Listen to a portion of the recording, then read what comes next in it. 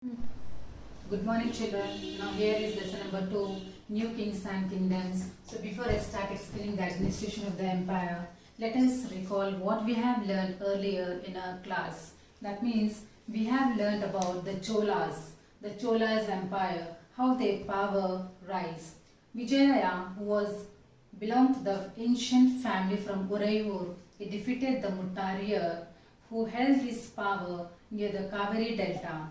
By defeating him, he conquered Kaveri Delta and built there a town, Tanjavur. And there he constructed a beautiful temple for goddesses Nisambasudini.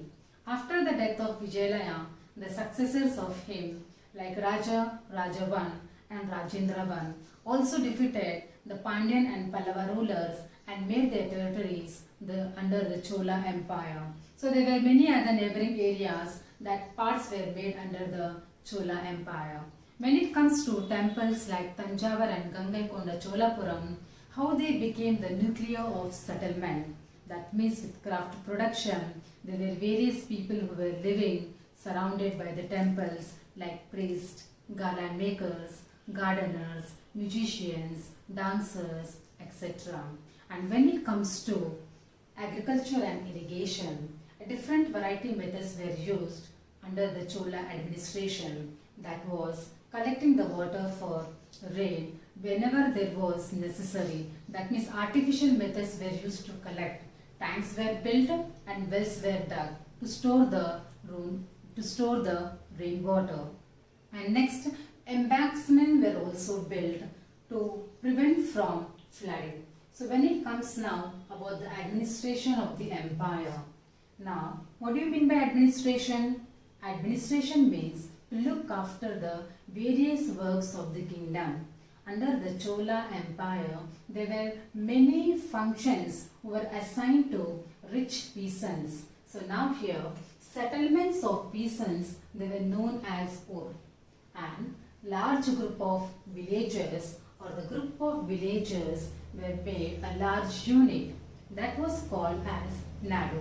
So the village councils and the Nadu looked after the various functions of the administration like dispensing justice to the people and collecting various taxes from the people like traders, peasants, artisans, hunter-gatherers, etc. So they collected various taxes from the people. So to collect taxes, many works were assigned for these people. And when it comes to now, these peasants, as these peasants were called as landlords, the king respected them, entrusted them and gave them to look after the various affairs of the state. Under the Chola government, these people were called as generally the rich peasants Muvendavelan. That means a peasant who looked after or who served for the three lords of the king.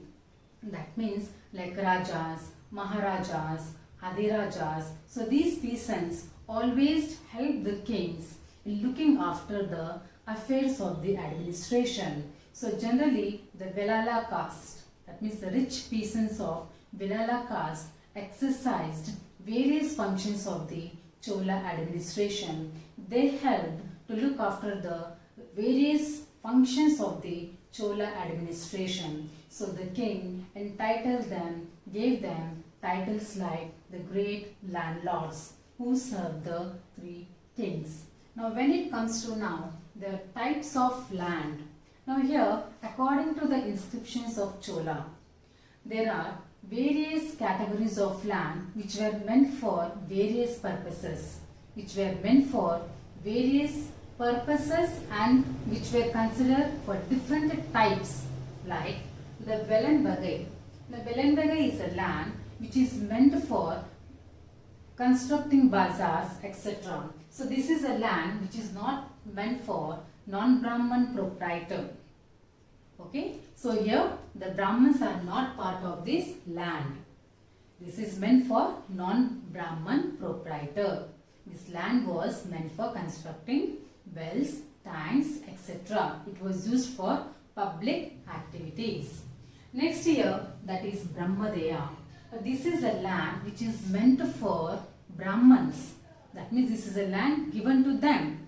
So do you remember earlier we have learnt about the land grants? Now land grants means what here? When the Brahmanas composed preciosities of the rulers gave them land grants. So this is a land gifted to Brahmins. That is called as Brahmadeya. When it comes to Shalabhoga, Shalabhoga means here, this is a land meant for the maintenance of school. And Devadana.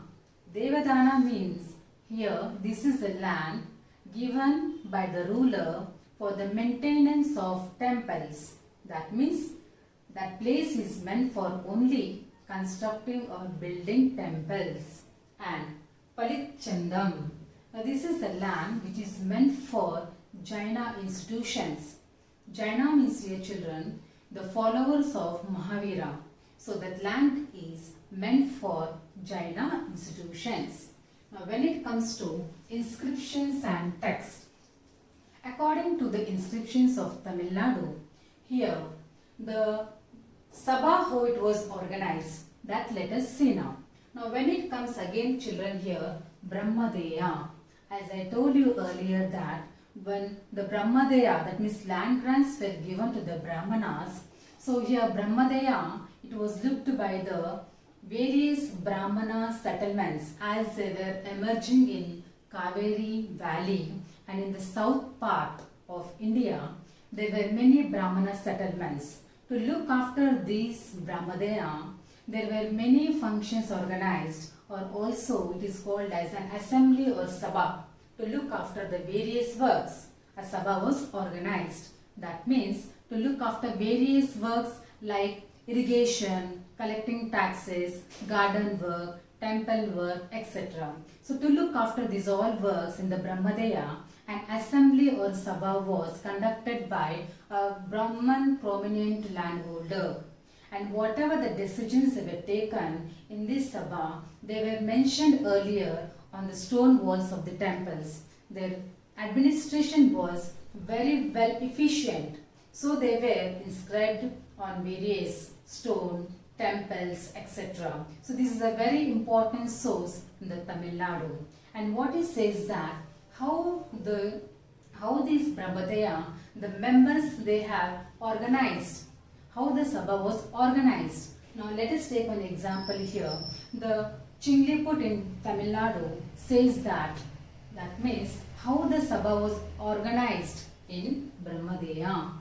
Now the member who wanted to become the committee, that means of this Sabha, their names were written on a palm leaf. That means the people, those who were eligible, or the members who were eligible, those who want to become the member of the Sabha, there was member for each committee. There was a member for each committee to look after the various works. So, the members, those who were eligible and those who were interested to become the member of the Sabha, their name should be written on palm leaf. And these tickets, small tickets, they were put into an earthen pot. And the eligible members, those names who were taken out, a boy was called to take out one after the other, and whose names were written on that palm leaf after taking out from an earthen pot, and those were assigned, so they become the member of the Sabha. The inscriptions of the Tamil Nadu says that, which was found in Chingliput district of Tamil Nadu, what it says that all the members of the Sabha cannot become the member unless now they have some qualification. Now, what are these qualifications? First here, they must be the owners of the land from which revenue should be collected. Next, they should have their own homes. That means they should not live in any rented house. They must have their own homes. Then only they can become the member of the Sabha. And the age must be between 35 to 70 years. And they must have knowledge of Vedas. Earlier in 6th class we have learnt, my children, like Rig Veda, Samaveda, Yajurveda and Atharva Veda. So at least they must have some knowledge of the Vedas. Then only they can become the member of the Sabha. And they must be very well versed in administrative matters. They must have the knowledge, they must have the ideas to look after the administrative work very efficiently. And they must be very honest in doing their and functioning about the administrative works which are given to them or which are assigned to them, looking after the garden works or temple works or collecting the taxes, etc. And when it comes now about this inscription, it says that these inscriptions are very important source in Tamil Nadu, because here the inscription says that how the Chola Empire expanded, how irrigation, agriculture was brought under the large scale production, and we are also seeing that the organization, the administration of the Chola Empire was very efficient in districts, in villages, in towns. What we are seeing that how the administration was very well organized. And one more important point, children, here about the Nagarams. Now when it comes to Nagarams, the association of traders, they also very well function in looking after the various works of the towns, which were known as Nagarams, and these were done and looked after the traders of association. So all these we can find in inscriptions of Tamil Nadu. And at last, when it comes to elsewhere, under China. Now here in China an empire was established that was under Tang dynasty. What we are seeing that Tang dynasty ruled nearly for 300 years. Here, to become the member or to become the official of the administration, here they conduct open examination. All those who were wished to become the official, by conducting the exam, they can become the member of the administration.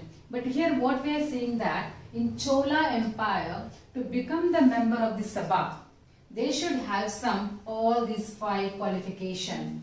Then only they can become the member of the Sabha. So here is the end of the lesson, children. So next I am going to give question answers in the next class. So read textbook, children. Okay.